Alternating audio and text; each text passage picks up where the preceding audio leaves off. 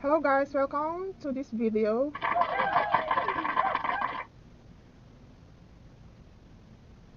First of all guys, follow na my accounts guys and subscribe to my channel and I'll get back to you. I'll do the same to you. That's 100% legit guys, promise. This video guys, this content, I give it a title of Use Your Utang to Get More Offers of Pautang. Punta tayo sa kwentong utang guys. Kayo ba guys ay nangungutang para lang sa luho? Or para sa mga importanteng bagay lang guys? Importante rin naman yung luho ah. That's depende na lang how you to, how di Carabao. Ano bang pake mo kasi kung uutang siya para sa luho? O sige na nga guys, wala na akong pake kung umuutang ba kayo ko para sa luho. Ako kasi guys, no. Hindi ako nangungutang para sa luho guys.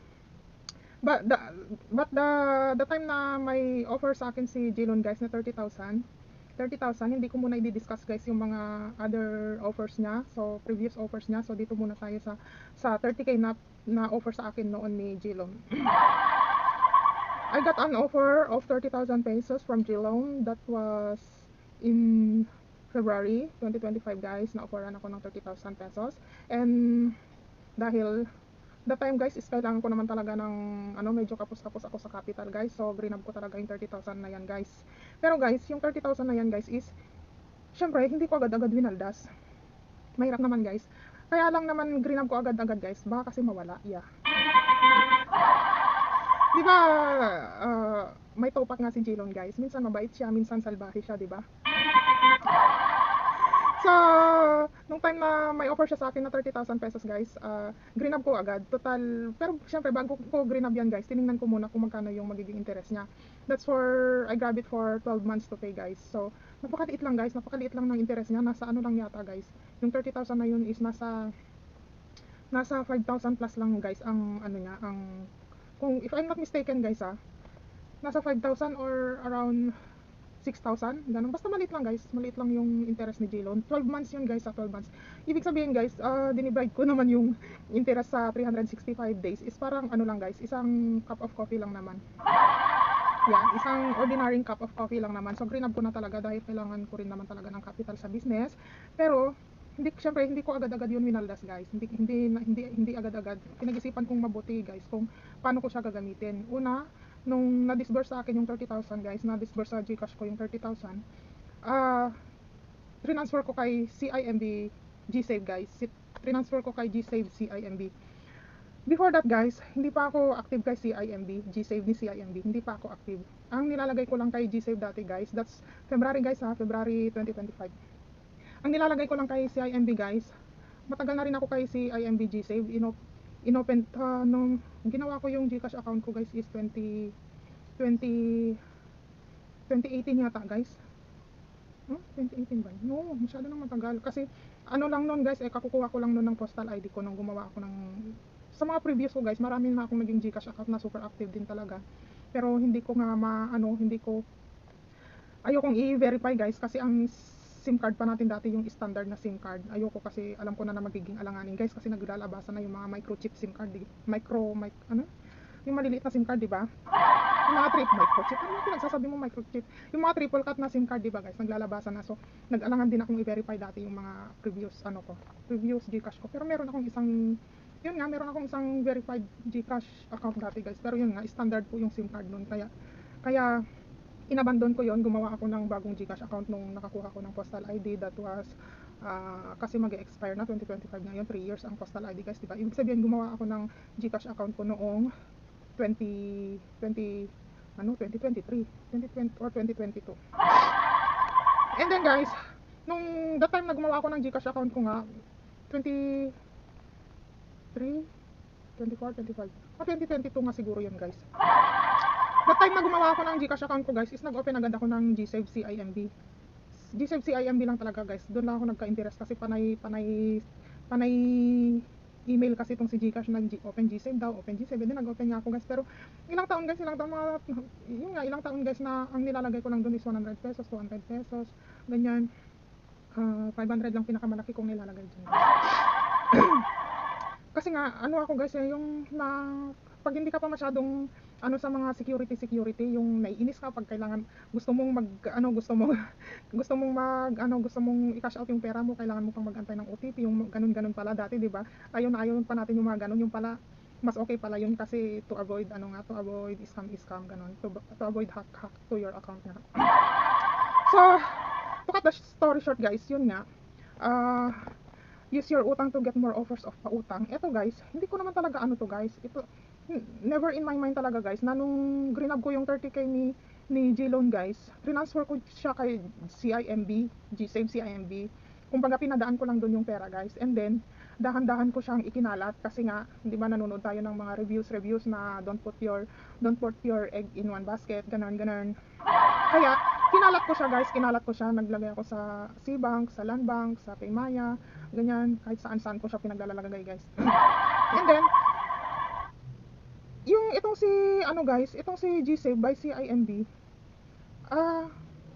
wala pa akong ano that time guys, wala pa akong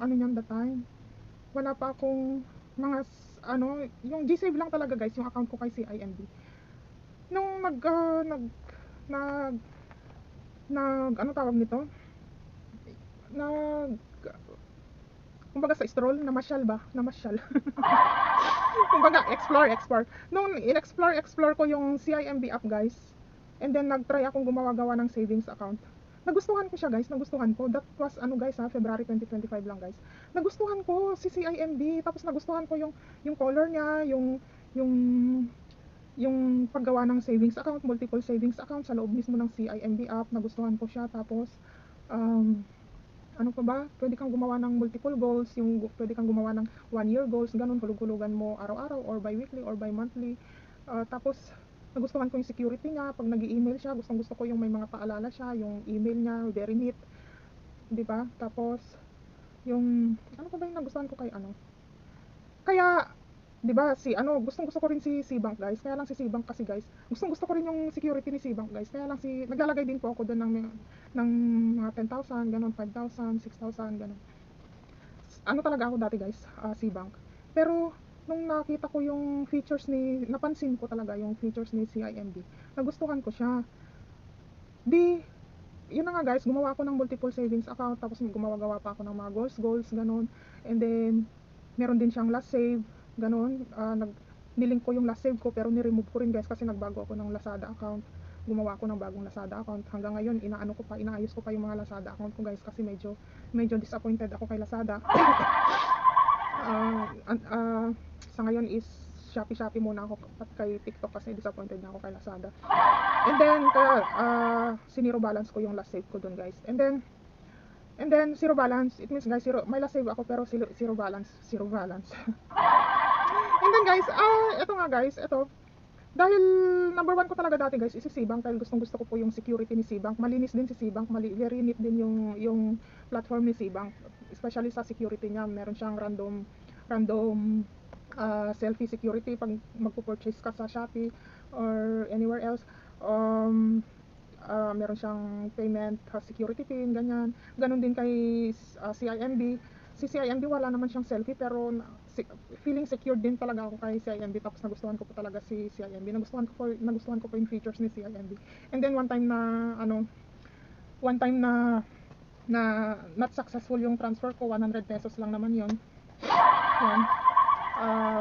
Nag-chat ako sa loob ng CIMB app, wala namang response, pero siguro dahil hindi na kailangan ng response dahil secured naman nga yung pera mo doon. Pag hindi nag-successful transfer, pinapaalala pala nila yun sa email. Pag ikaw ay nag-transfer tapos hindi siya successful, antay ka lang daw ng 1 to 3 business days para maibalik sa account mo yung funds. So, ang dami kong kwento guys, di ba? Kasi nga po,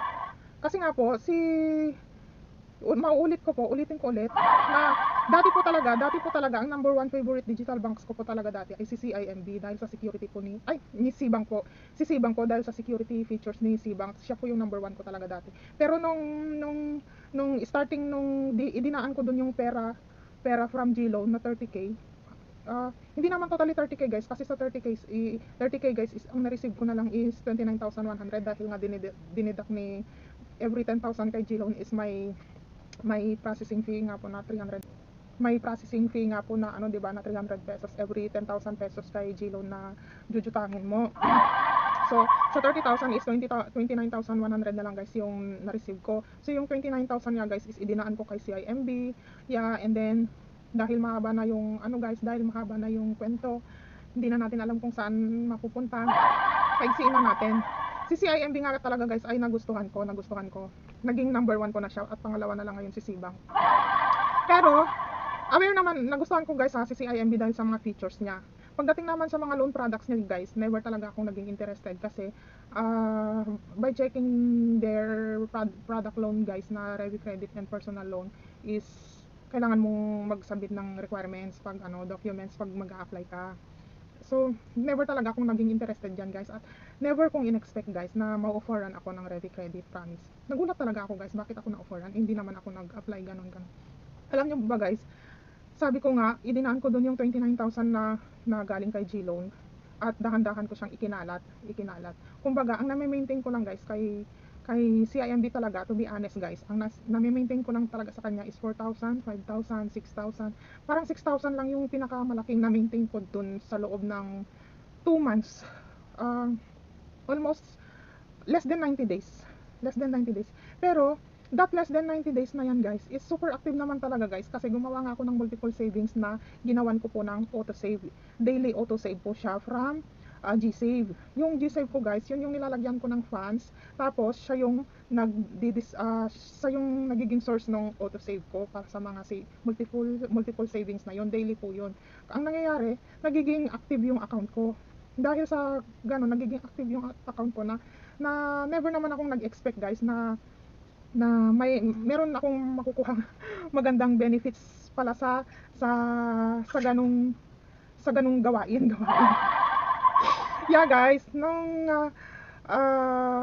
bale sabihin na nating nag-start lang ako maging active kay CIMB nung idinaan ko doon yung 29,000 from GLoan.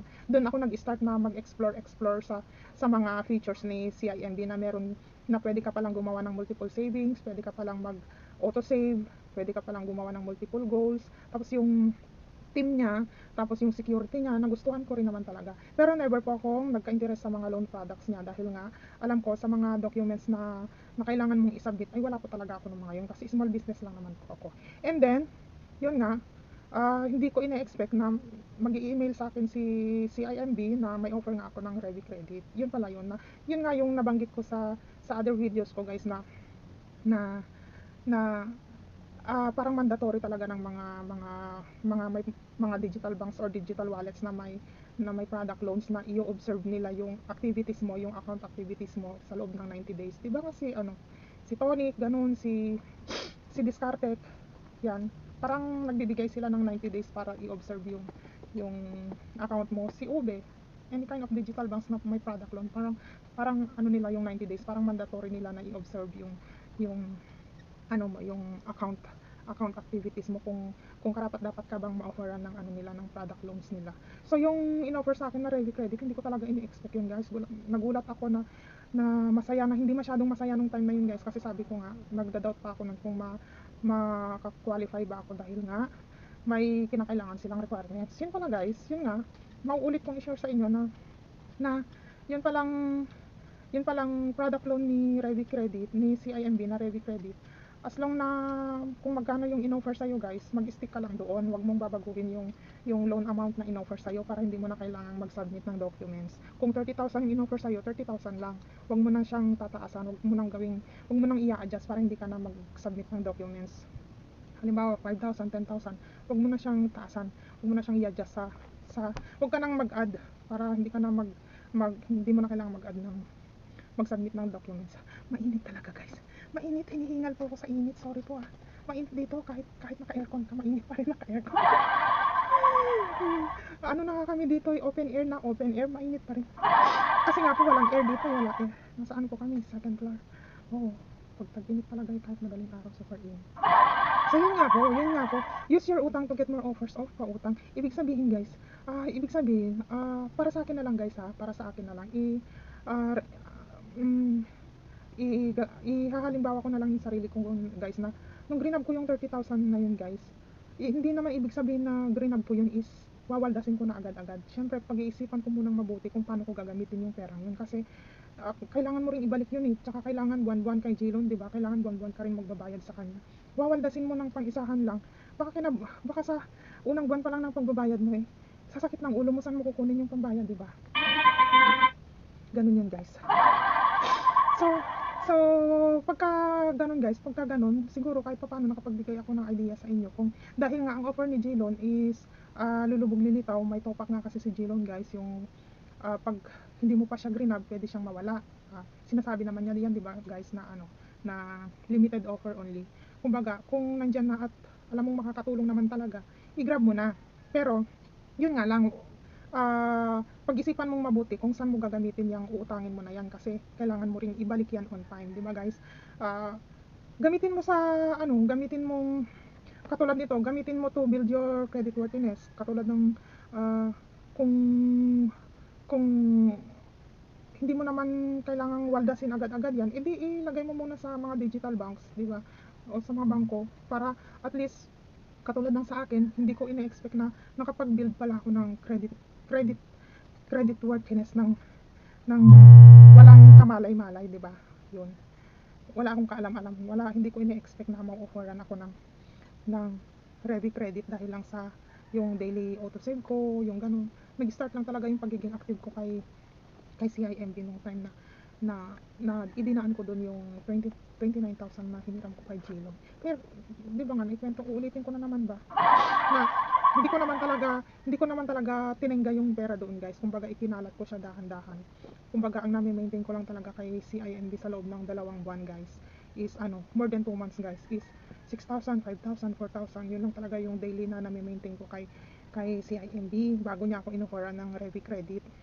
Kumbaga naging active ako kay CIMB guys, mga lang, more than 2 months lang talaga ako naging active sa kanya before niya ako inofferan ng Revi credit. That's what I mean guys, na hindi mo na I have mentioned in my other videos guys, na hindi mo pala kailangan magpondo ng malaking pera sa isang digital banks para ma-offeran ka ng kanilang product loans. Ang kailangan lang nilang makita is active na active yung account mo, active mong ginagamit yung platform nila. Okay guys, yan lang guys, kahit sana paano ay nakapagbigay po ako ng konting kaalaman. Yun. Sa other videos ko guys, ikukwento ko naman sa inyo kasi mahilig po akong maghalo-halo ng kwento. hindi ko po pasensya na po guys. Minsan magulo po talaga akong magkwento, yung para bang isa-isang bagsakan gusto kong ikwento na lahat. Kaso pala kaya nauubos po yung oras ko. At siguro naguguluhan na rin kayo sa kwento ko kasi nga, yun nga, sa isang bagsakan gusto kong i-share lahat ang gusto kong i-share. Nakakaano pala yun, nakakaubos ng oras. So kahit paano pala guys, ay sana kahit paano ay nakapagbigay ako ng konting tips guys na use your utang to get more offers of pautang. Ibig kong sabihin guys, na imbes na waldasin mo kung saan-saan yung inutang mo dahil kailangan mo ring ibalik yan on time, why not use it na instead, pero nasa sa inyo naman guys yan, nasa sa inyo naman, hindi naman sa nag-ano ako. Para sa mga lang siguro, itong advice na to guys is para lang siguro din sa mga katulad ko na wala pang masyadong alam sa mga paano i-build yung credit worthiness, yung ganon, paano mo i-build up yung credit score mo, ganon. Syempre, lalo na ako guys, hindi naman talaga ako pala utang. Yan, hindi naman talaga ako guys pala utang. Nag-umpisa lang akong nagkautang kay dati. Ikukwento ko na lang din yan guys sa other videos. Nag-umpisa lang ako dati kay Maya Credit. Wala nang talaga akong alam sa pag-uutang guys. Takot nga ako magkaroon ng utang Pero yun nga guys, kung katulad ni Jilon may offer nga siyang malaki, pwede naman nating i-grab. Total maliit lang naman ang interest ni Jilon guys. O pag si Jilon ang nag-offer ng malaki guys, i-grab natin agad yan kasi pag malaki yung offer ni Jilon guys, maliit lang yung interest niya, lalo na pag 12 months. Oo, maliit lang naman ang interest ni Jilon. So pwede nating i-grab yun guys, tapos ilagay muna natin sa mga digital banks natin, lalo na sa mga digital banks na may product loan. I-build natin yung credit worthiness natin. Sabi nga ni Tonic Bank, build your credit worthiness. Kay Tonic Bank guys, hindi ko naman ma-build yung credit worthiness ko kasi gusto kong gamitin yung ko kay Tonic Bank, yung debit card ko. Nadismaya ako kasi nung time na gusto ko siyang gamitin sa TikTok, mag-purchase, may funds naman siya, hindi naman siya nakalak, pero ayaw mag-proceed, ewan ko kung bakit. So since then guys, pinull out ko yung savings ko kay Tonic Bank. Yun lang naman. So, that's all guys. That's all. Sana kahit paano guys ay nakapagbigay ako ng kaunting kaalaman. Thanks for watching. Ingat po kayo. Until my next video guys. Please support guys and I will do the same to you. 100% legit and granted. Okay guys, until my next video. Thanks for watching.